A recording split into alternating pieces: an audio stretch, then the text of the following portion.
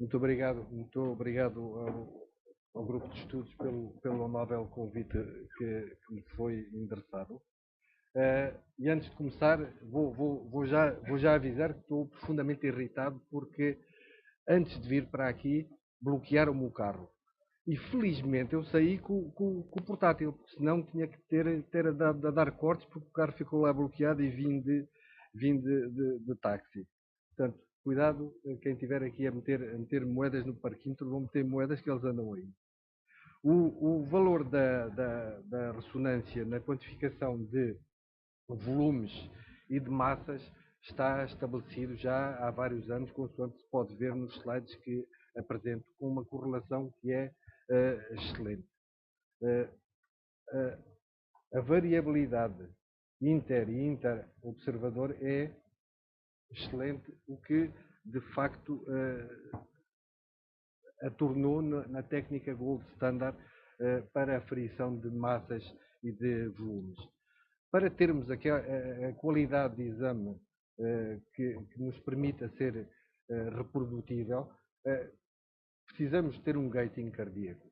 É um exame que não está completamente dependente do gating, mas a qualidade repercute-se fortemente no gating que temos. O que significa que nós podemos fazer em doentes com fibrilação auricular, quanto mais estável ela for, melhor a qualidade do exame. Usamos sequências com este nome estranho, SSFP, que são sequências de aquisição relativamente rápida, de 6, 10, 12 segundos, dependente muitas vezes da frequência cardíaca do doente, o que nos permite estimar uma aquisição para volumes, quer do ventrículo esquerdo, quer para o ventrículo direito, volumes, fração de ejeção, em cerca de 5 minutos, o que nos dá uma ideia de o exame em si, para a aquisição de volumes e de função, é um exame extraordinariamente rápido, 5, 6 minutos. Deve contar com a colaboração do doente e, portanto, devemos ter um doente que tenha capacidade de fazer apneias entre 6, 10, 12 segundos, o que muitas vezes não é uma tarefa fácil, diria mesmo que às vezes é uma tarefa impossível e obriga-nos depois a utilizar outras técnicas que normalmente levam a diminuição da qualidade de imagem. Com isto, é um exame que nos dá elevada resolução temporal-espacial. Agora vou passar a explicar como, no fundo, fazemos uma aquisição. Como sabem, a nossa cavidade cardíaca não está alinhada com o corpo, o que significa que temos um coração desalinhado e nós temos que encontrar pontos de referência para depois adquirirmos. O objetivo do exame é, no fundo, fazer um 4 câmaras verdadeiro. E para isso usamos imagens de baixa resolução, a que chamamos de localizadores, e vamos estabelecendo cortes sucessivos, de modo a termos uma boa imagem do ventrículo direito, da ponta do ventrículo direito e de um ventrículo esquerdo muito bem definido. Estabelecida a imagem de 4 câmaras, então vamos fazer cortes sucessivos, 6 a 8 ou 9, consoante a dimensão do coração da pessoa, e fazemos cortes geralmente a um tamanho fixo, 6x4 ou 8x2, e vamos basicamente obter a imagem que todos conhecemos, que é a imagem de eixo curto, e começa desde a base da zona da válvula mitral até ao ápex. Em seguida, e muitas vezes isto não é necessário ser sempre assim, adquirimos ainda um eixo longo, 4 câmaras e 2 câmaras, numa incidência que normalmente chamamos de radial. Como veem, as imagens são de excelente qualidade e a fase seguinte, passados 6 minutos, 7 minutos, 8 minutos, já para ser otimista, isso de tempo de sala, nós podemos avançar para a consola de medições. A consola de medições é profundamente variável e depende de cada uma das máquinas com que estamos a trabalhar. Esta máquina é uma máquina da GE. Este é um módulo de medições que apresenta. Há várias marcas e inclusive comercialmente com capacidades muitíssimo mais elevadas do que esta apresenta, mas dá-nos uma ideia, no fundo, da medição do endocárdio aqui em telediástole, da espessura das paredes, do tamanho da cavidade. Isto é feito manualmente, ponto a ponto, nesta consola. Há consolas agora já mais modernas que vão permitir e vão seguramente permitir a definição automática de bordos, o que o operador vai claramente agradecer. A seguir, no fundo, o equipamento faz-nos uma listagem com volumes telesistólicos, volumes telediastólicos, fração de ejeção, a dimensão e espessura de paredes. E, portanto, basicamente, a quantificação de massas, volumes e fração de ejeção, de facto, a ressonância é o gold standard. É um exame reprodutível, com uma variação quase negligenciável inter e interobservador e com grande resolução espacial. Não nos acrescenta radiação.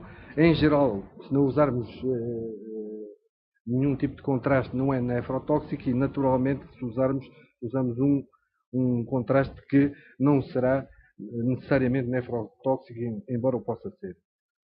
É, portanto, a técnica ideal para este tipo de avaliação. Mas, na prática, é assim, eu quase que esgotava o meu tempo agora. E, portanto, eu tirei este slide do consenso da ressonância magnética nuclear que saiu agora. Isto dá uma ideia, isto é um não slide, não é nada que seja para apreciarem, é só para dar uma ideia da extensão da coisa. Nós estivemos a falar desta secção. E falta o resto, tudo o resto. E tudo o resto, no fundo, é o sal e a pimenta da ressonância. Ou seja, para além da morfologia, das dimensões e tudo mais, nós temos, de facto, capacidade de fazer avaliação de metabolismo, fluxo, perfusão, angiografia e aquilo que mais tem sido utilizado é a caracterização tissular, nomeadamente através do realce tardio, com os vários padrões que já estão mais ou menos caracterizados e que, nas mesas sucessivas, nós vamos falar do tema. E por isso, eu agora lhe é só dar umas pinceladas em 2 ou 3 coisas, que, por exemplo, ele vai falar, que é a tendência atual, no fundo, de avaliar o grau de estenose coronária, através de ressonância com uma razoável especificidade e boa sensibilidade. O stress.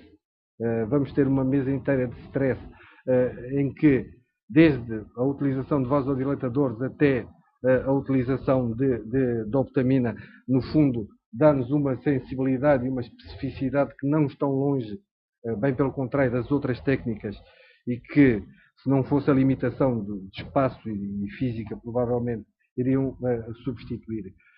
Podemos usar, por exemplo, o realce tardio, por exemplo, em sítios específicos, como, por exemplo, determinar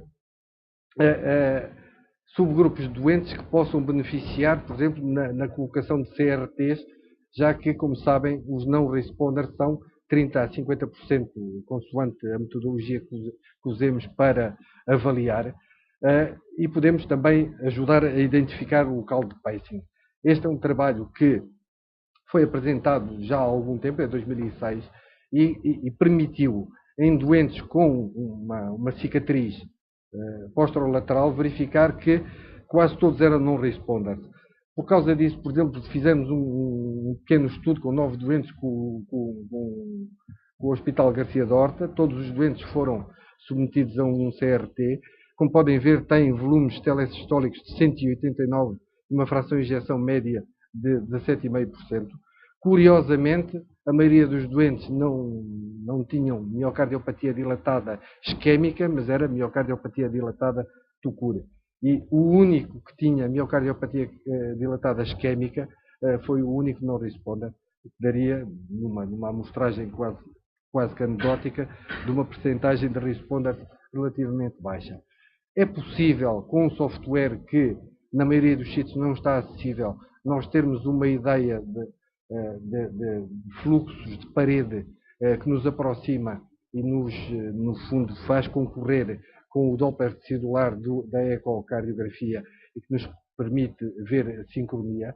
Podemos, no caso dos CRTs, identificar o fluxo venoso, que muitas vezes é uma fonte de dificuldade na colocação do CRT. E agora, no fundo, para dar imagem a uma coisa que é de imagem, e já que estamos a falar de imagens, ia pôr um exame em eixo curto, o exame de uma miocardiopatia dilatada, uma sucção de eixos curtos, como podem ver, tem os bordos muito bem definidos. Se verificarem alterações segmentares nítidas, eu não vejo bem, nitidamente com adelgaçamento de parede e má função. Esta é a imagem de realce tardia típico de um indivíduo com uma miocardiopatia dilatada sistémica, em que verificarem esta zona à branca, eu não quero explicar nenhum do que estar a apontar, as zonas brancas do isso, está sempre em algumas, não está familiarizada com. Basicamente, as zonas escuro, ou seja, do miocárdio tornado nulo, são as zonas saudáveis. As zonas brancas são as zonas que consideramos de fibrose, que, como vão verificando, praticamente atinge toda a cavidade. Este é um exemplo do doente, por exemplo, que quem foi colocado no CRT e naturalmente o CRT não teve um grande sucesso. Por oposição, é também um doente com má função, com uma miocardiopatia dilatada e com uma imagem de realce tardio completamente diferente daquela que observámos antes. Como veem, o miocárdio todo ele é escuro e, portanto, é um exame sem realce tardio positivo. Okay. Em resumo, no fundo, a ressonância permite fazer tudo. Permite morfologia, função sistólica, fração de reação, permite, de facto, dar uma ideia de fibrose e de viabilidade. Vamos ver nas vezes seguintes, é um tema muito batido. Permite, no fundo, avaliar a função diastólica. Vai permitir, com grande desenvolvimento, tenho a certeza, com os novos equipamentos, o estudo das artérias coronárias e vai permitir, e permite o estudo de circulação venosa. Não vou dizer que é o exame perfeito e que não tem limitações. Naturalmente, o tamanho, mais do que o peso, o tamanho, a dimensão, para quem é enfiado dentro de um tubo que é fechado, este senhor seguramente não avariava à mesa, mas se fosse possível metê-lo lá dentro, ele não saía, porque ficava tipo rolho encaixado. As pessoas, que é o mais comum das situações, são as pessoas que têm claustrofobia. Às vezes é extraordinariamente difícil não só metê-los lá dentro, mas obter colaboração para o exame. E, naturalmente, é um exame demorado e que tem as contraindicações que mais ou menos todos conhecemos. Estas são relativas. Hoje em dia, cada vez há mais, quase todos os pacemakers são desde há uns anos já são ressonância free, entre aspas, embora não seja costume fazermos o exame. E, naturalmente, é um exame relativamente demorado nas várias componentes que não só a função.